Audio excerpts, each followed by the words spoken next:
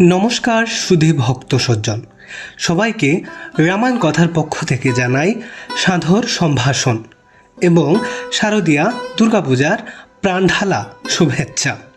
আজ রামায়ণ কথার মূল প্রতিপাদ্য বিষয়বস্তু হল কেন দুর্গাপূজায় পতিতালয়ের মাটি ব্যবহৃত করা হয়। তাহলে চলুন জেনে নিই কেন এই মাটি মায়ের মূর্তির কাজে ব্যবহৃত হয়ে থাকে।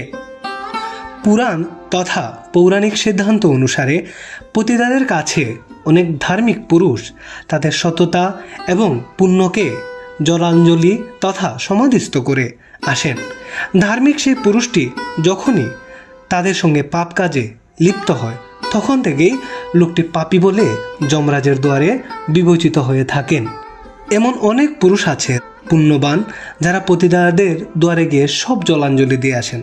মূলত ওই সমস্ত পুরুষদের সমাধিস্থ হওয়া পুণ্যই মাটিরূপে মায়ের মূর্তিতে ব্যবহার করা হয়। এছাড়াও রামায়ণে একটি কাহিনী পাওয়া যায় এই পতিতাদের ঘটনা অনুসারে। একবার ঋষি বিশ্বামিত্রের ধ্যান ভগ্ন করার জন্য দেবরাজ ইন্দ্র অপ্সরা মেনকাকে পাঠিয়েছিলেন ঋষি বিশ্বামিত্রের কাছে। ঋষি বিশ্বামিত্রের মতিভ্রম হওয়াতে ধ্যান ভগ্ন করে মেনকার সাথে মিলিত হয়েছিলেন।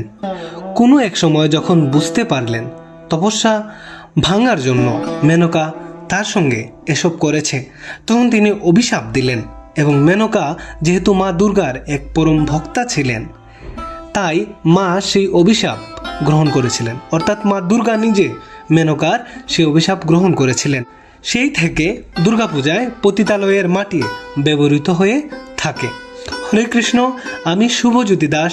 রামায়ণ কথার এমন ধর্মীয় অজানা প্রসঙ্গগুলো জানতে আমাদের উৎসাহ প্রদানের জন্য চ্যানেলটিকে সাবস্ক্রাইব করে আমাদের সঙ্গেই থাকুন আর সঙ্গেই রাখুন।